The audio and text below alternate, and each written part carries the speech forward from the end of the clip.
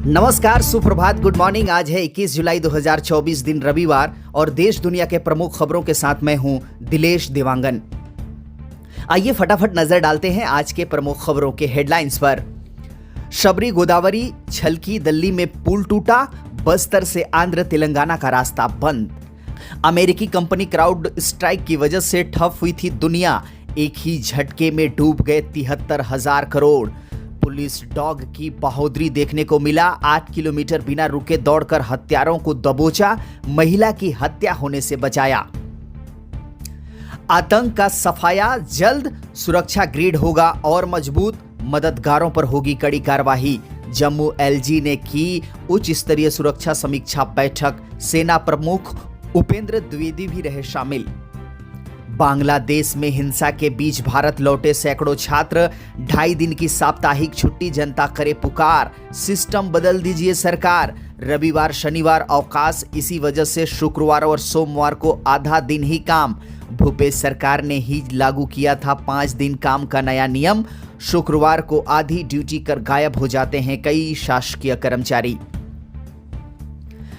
कुख्यात अपराधी की पुलिस कस्टडी में मौत, थाना प्रभारी समेत 2 सस्पेंड। संसद का मानसून सत्र कल से 23 को बजट पेश। राष्ट्रपति मुर्मू ने प्रदान किए परम विशिष्ट सेवा मेडल, सेना व नौसेना प्रमुख को मिला सम्मान। अब आइए फिल्मी दुनिया के प्रमुख खबरों के हेडलाइंस पर भी नजर डालते हैं। समय न दे पाने को लेकर होती है करीना सैफ के बीच लड़ाई। आदित्य की अगली फिल्म में नजर आएंगे रणवीर सिंह। वसुधा के रोल में नजर आएंगी तब्बू। 11/11 का पहला पोस्टर जारी। अब नजर डालते हैं खेलों की दुनिया के कुछ प्रमुख खबरों के हेडलाइंस पर। पहले ओलंपिक में 0% थी महिलाओं की हिस्सेदारी, 128 साल बाद 49% तक पहुंचा आंकड़ा। भारत की 46 महिला खिलाड़ी देंगी चुनौती। वोक्स ने चटकाया 1000वां विकेट, वेस्टइंडीज के हॉज का पहला शतक। मार्केज बने भारतीय पुरुष फुटबॉल टीम के मुख्य कोच। एशिया कप, संयुक्त अरब अमीरात के खिलाफ मुकाबला आज, भारत की नजरें सेमीफाइनल में जगह बनाने पर। अब देश दुनिया के प्रमुख खबरों को विस्तार से हम आपको बताते हैं।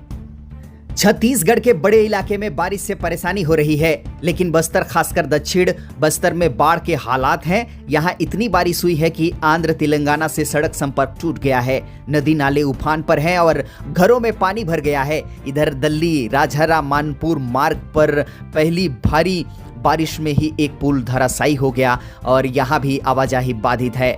तूफान एवं भारी बारिश के चलते सुकमा और बीजापुर जिले में प्रभावित हुए हैं। सुकमा जिले के लिए रेड अलर्ट जारी किया गया है। कोंटा ब्लॉक के एराबोर पुल पर बाढ़ का पानी आ जाने से शनिवार सुबह राष्ट्रीय राजमार्ग 30 बाधित है।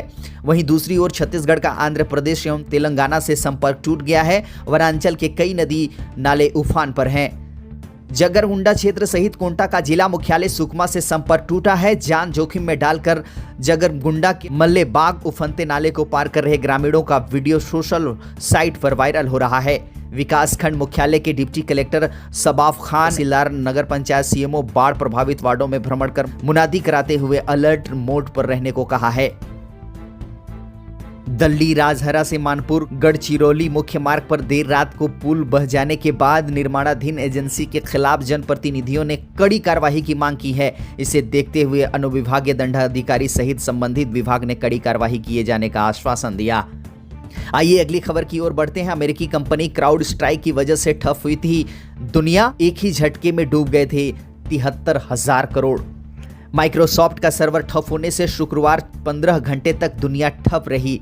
यह सारा पंगा अमेरिकी cyber security company crowd strike के एक खराब सॉफ्टवेयर अपडेट की वजह से हुआ। कंपनी की एक गलती से पूरी दुनिया में अफरा तफरी मच गई, लाखों लोग परेशान हुए। कंपनी का बाजार पूंजीकरण एक ही झटके में 73,000 करोड़ रुपए कम हो गया। लेकिन देश के सभी एयरपोर्ट पर सेवाएं बहाल। नागरिक उड्डयन मंत्री राम मोहन नायडू ने कहा कि शुक्रवार को ग्लोबल आउटेज के कारण प्रभावित हुए हवाई अड्डे पर एयरलाइन सिस्टम ने सामान्य रूप से काम करना शुरू कर दिया है, जबकि कुछ ही बची हुई सेवाओं का शनिवार दोपहर तक समाधान कर लिया गया। मंत्रालय हवाई अड्डों और एयरलाइनों में परिचालन पर लगातार निगरानी रख रहा है। उधर कर्नाटक के दौड़ घेरे से बेहद हैरान कर देने वाला मामला सामने आया है। यहां पुलिस के ट्रेंड कुत्ते ने 8 किलोमीटर की बिना रुके दौड़कर एक संदिग्ध हत्यारे को ढूंढ निकाला। यही नहीं, कुत्ते ने अपनी बहादुरी से एक महिला की हत्या होने से भी बचाया।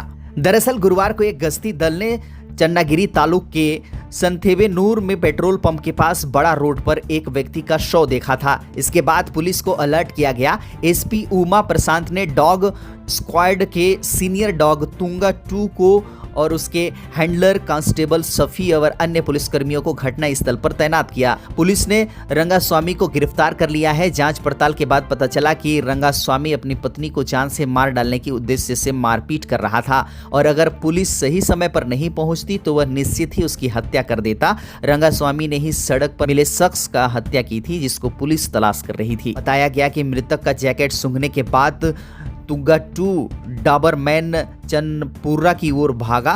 तुंगा 2 और उसका हैंडलर बिना रुके 8 किलोमीटर तक दौड़ते रहे। फिर एक घर के पास तुंगा रुका जहां से बहुत तेज आवाज आ रही थी। पुलिस बिना रुके उस घर के अंदर घुसते हैं जहां एक शख्स बेरहमी से पीट रहा था। महिला अधमरी हो चुकी थी। हालांकि पुलिस ने शख्स को पकड़ लिया। पुलिस के ट्रेंड कुत्ते तुंगा के बहादुरी और सतर्कता से आज एक महिला की जान बच गई। अगली खबर की ओर बढ़ते हैं। सुरक्षा ग्रिड को मजबूत करने के साथ ही सीमा पार से घुसपैठ की घटनाओं पर जीरो टॉलरेंस की नीति अपनाने का फैसला किया गया। बैठक में सेना प्रमुख लेफ्टिनेंट जनरल उपेंद्र द्विवेदी के अलावा बीएसएफ, सीआरपीएफ के महानिदेशक, जम्मू कश्मीर के डीजीपी RR स्वैन समेत अन्य सुरक्षा एजेंसियों के अधिकारी शामिल हुए। आतंकियों के मददगारों को चिन्हित कर कार्रवाई की जाएगी। इस दौरान उपराज्यपाल ने आतंकियों के मददगारों को चिन्हित कर उनके खिलाफ बड़ी कार्रवाई करने के निर्देश दिए।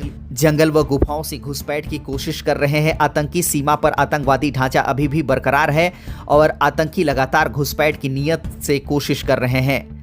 20 साल पुराना नेटवर्क फिर से सक्रिय हो गया है।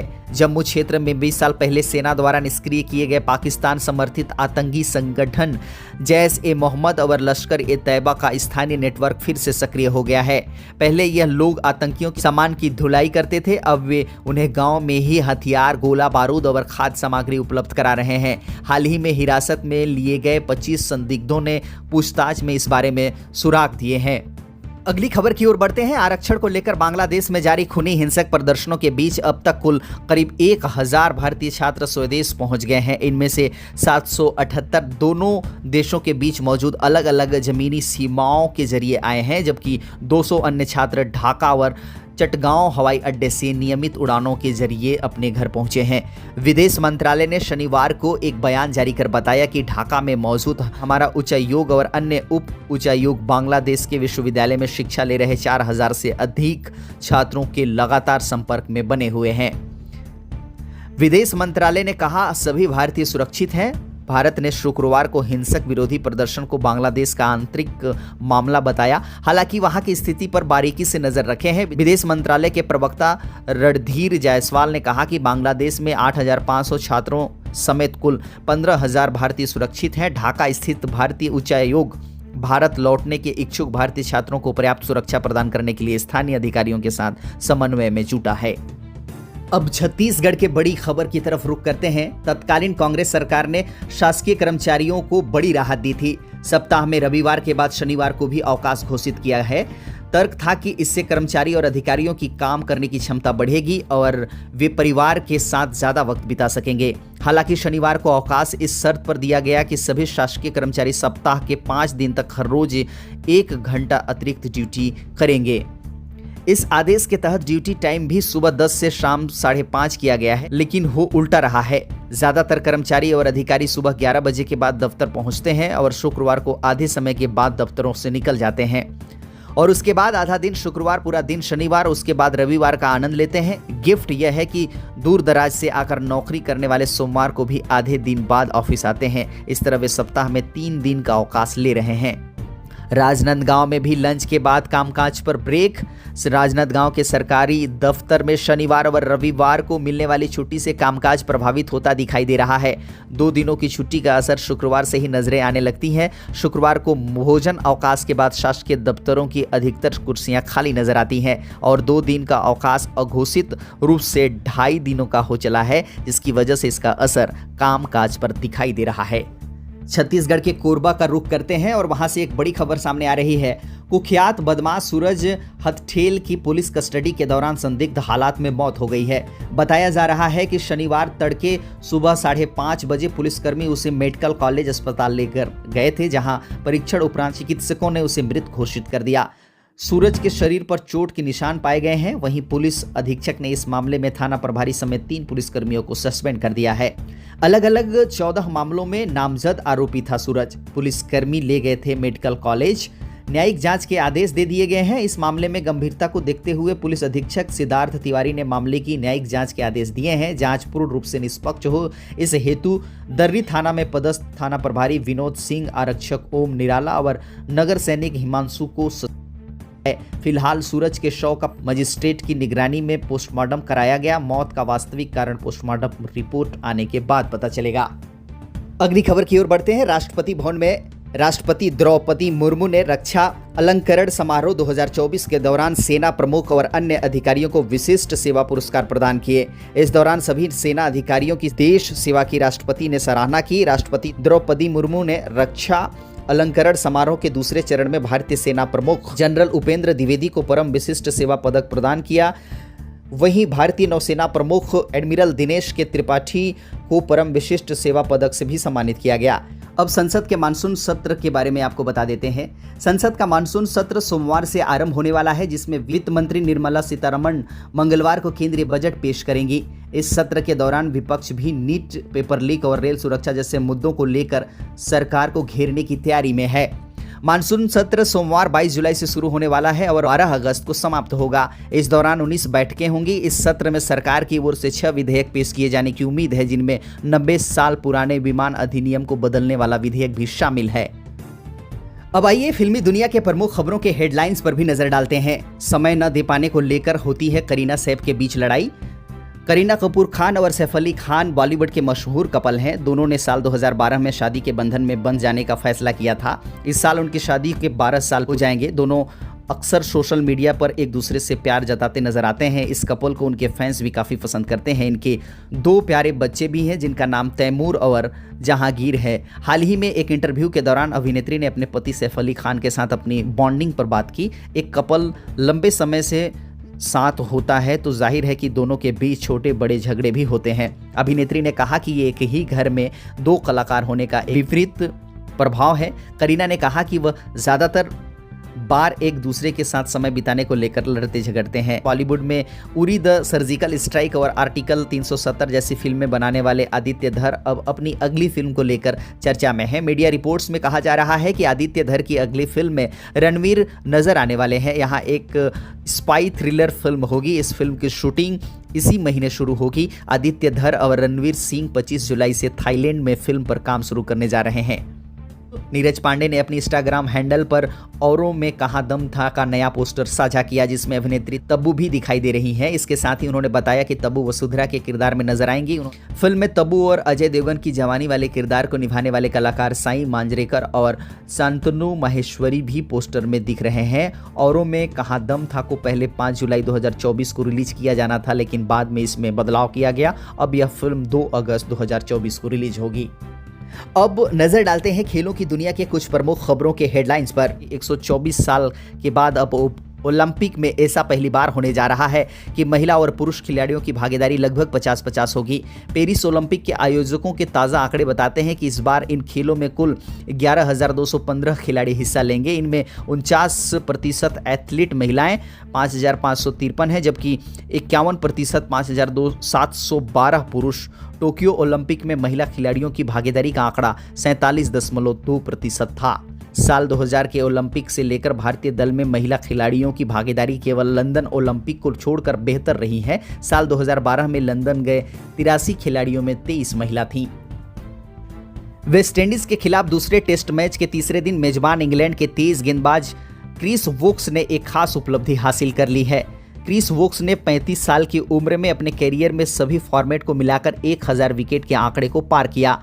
क्रिस वोक्स ने यह उपलब्धि अपने करियर के 50वें टेस्ट मैच में हासिल की। वोक्स ने फर्स्ट क्लास क्रिकेट में 577 विकेट अपने नाम किए हैं। इसके अलावा लिस्ट ए में 251 और टी20 क्रिकेट में 172 विकेट झटक कर 1002 विकेट तक पहुंचे।